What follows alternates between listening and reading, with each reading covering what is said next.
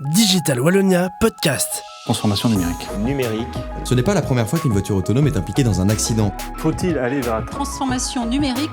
Un terme qui est incontestablement devenu le buzzword de l'année. A robot must obey. Bienvenue au 5e épisode consacré aux transformations écologiques et numériques.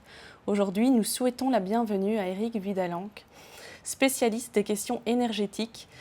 Il tient un blog sur le site des Alternatives Économies. Il est conseiller au sein du Centre de réflexion Futurible et travaille pour l'ADEME en France. Dans votre essai, pour une écologie numérique, vous posez la question sur comment concilier les deux grandes transformations actuelles qui sont l'écologie et le numérique. Ces transformations sont parfois antagonistes, parfois alliées. Néanmoins, vous prenez une remise à sa place du numérique pour apporter un mieux-être réel. Nous avons donc une première question qui est, selon vous, quels sont les trois liens clés entre le digital, le numérique donc, et l'environnement ? Alors je dirais qu'un des premiers liens, il est lié au moment où nous sommes, c'est-à-dire que c'est deux des grandes transformations qui sont à l'œuvre aujourd'hui et qui bouleversent l'ensemble de nos manières de consommer, produire, vivre, se déplacer. Pas forcément pour les mêmes raisons, mais la question écologique est en train de s'imposer comme une question incontournable, notamment avec la question climatique, à travers l'accord de Paris et les engagements de neutralité carbone à l'horizon 2050. Cette ambition écologique est aujourd'hui incontournable. C'est vraiment ce qui doit constituer l'horizon pour les 30 prochaines années. Et à côté de ça, on a une transformation numérique qui est à l'œuvre pour d'autres raisons, qui est en train de se dérouler, qui n'a pas forcément de fin par contre, mais qui est un outil potentiellement assez puissant. Et donc ça, je dirais, c'est le premier lien entre ces deux transitions, c'est le fait qu'elles sont là, elles sont à l'œuvre, en train de transformer plein de choses sans forcément qu'on le décide, qu'on le maîtrise toujours totalement, mais c'est en tout cas un premier élément.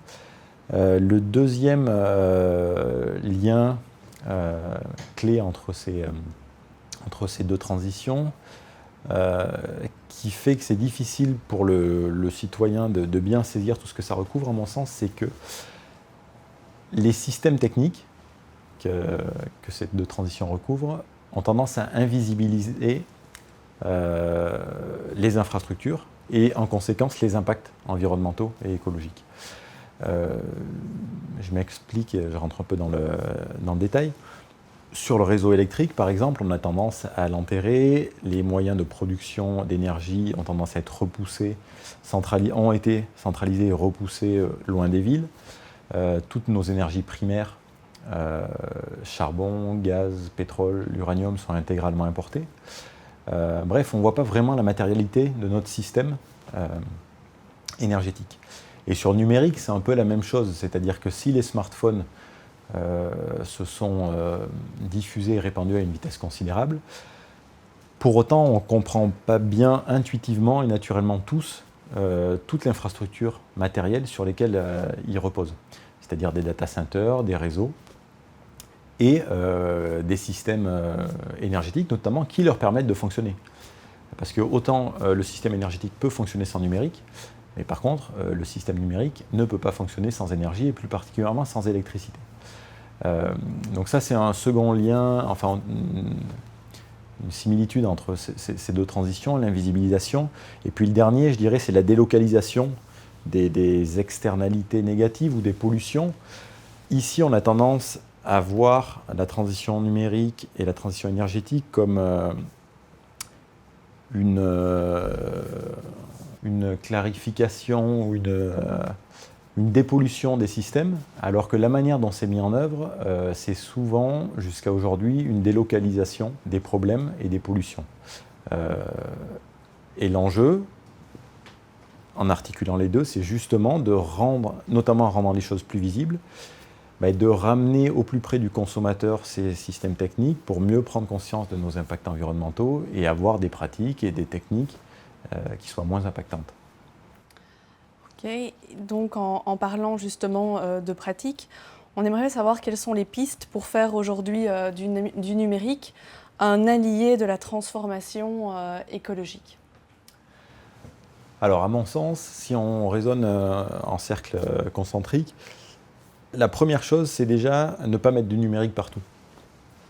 On a tendance naturellement à se dire que la numérisation du monde, la mise en données, tout ça concourt dans un grand élan de modernité à la transformation naturelle et obligée de nos sociétés. Mais en fait, dans beaucoup de cas, ça concourt plutôt à aggraver le problème écologique, qu'à le résoudre.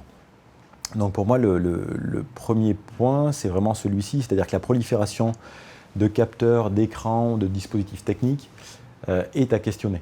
Et les écrans étant probablement une manière de rendre ce débat le plus politique au sens large possible, parce que les écrans ils prolifèrent partout aujourd'hui et chacun se rend bien compte que tout ça c'est souvent pour vendre de plus en plus de publicité, donc en étant de plus en plus invasif dans les espaces publics et privés. Et chacun peut percevoir la limite de cette prolifération du numérique. Donc pour moi, ça serait vraiment on va dire le socle, ce qu'on pourrait qualifier de sobriété numérique. C'est déjà se poser la question des limites du numérique. Ensuite, il faut que le numérique se transforme, à la fois dans ses équipements, dans le matériel. Il faut que le matériel ait une durée de vie de plus en plus longue, parce que le principal poids environnemental, il est lié à la fabrication des équipements. Donc il faut utiliser les smartphones plutôt 4 ans que 2 ans. Les data centers, il faut augmenter leur durée de vie, essayer de les réparer plutôt que les changer, etc. Ça, c'est vraiment important parce que quand on fait des analyses de cycle de vie, on se rend compte que le poids environnemental réside d'abord dans la fabrication de l'objet. Néanmoins, il y a des choses qui sont en train d'émerger, des nouveaux usages comme le streaming par exemple, qui n'existait pas vraiment il y a quelques années et qui représente un poids considérable dans les volumes de données qui transitent sur les réseaux aujourd'hui. Donc il faut transformer les équipements, il faut faire des logiciels aussi plus sobres, sortir de l'obésiciel où on programme comme si tout était, les ressources, l'énergie étaient illimitées. Mais il faut aussi transformer les usages parce que ces nouveaux usages comme le streaming deviennent de plus en plus problématiques parce que ça mobilise des volumes considérables de données, notamment parce qu'on utilise de plus en plus en déplacement et que tout ça, ça mobilise au-delà d'un petit écran sur lequel on peut regarder la vidéo, toute une infrastructure matérielle derrière. Et dernier élément, il me semble important, il y en a d'autres, mais en tout cas parmi ceux que moi je propose et qui me semblent importants à discuter, dernier élément, c'est disposer d'un cadre favorable à une transition numérique, une innovation numérique tournée vers la durabilité. En gros, on se met assez facilement d'accord avec la plupart des parties prenantes sur le fait que le numérique est un moyen, un outil et pas une fin. Mais on ne s'est pas encore vraiment mis d'accord, à mon sens, sur c'est quoi cette fin. Et je pense qu'une des finalités, c'est probablement pas la seule, mais une des finalités est la question écologique. Et que essayer de partager ça avec l'ensemble des parties prenantes de l'écosystème numérique, ça me semble vraiment important. Définir cette modalité, ensuite donc le cadre dans lequel le numérique, l'innovation numérique doit se faire pour répondre à quels enjeux, à quels besoins. Et aujourd'hui, si vous deviez donner un conseil finalement à l'Agence du numérique pour que nous puissions contribuer à une économie qui est finalement plus respectueuse de l'environnement, lequel est-ce que vous nous donneriez? Alors, je dirais que la conscientisation, la mise en visibilité de tous ces enjeux-là est vraiment un préalable, mais qui commence à être bien fait. Et le travail que vous avez initié l'illustre. Je pense que maintenant, il faut travailler avec les acteurs de l'écosystème numérique territorial, justement pour penser ensemble, conjointement, des solutions. Se mettre d'accord sur le cadre et sur les finalités qu'on essaie d'atteindre ensemble, pour qu'ensuite chacun puisse opérer, proposer des solutions et des innovations tournées vers ces enjeux. Merci pour votre participation à notre premier podcast d'inspiration sur l'enjeu qui est la société digitale.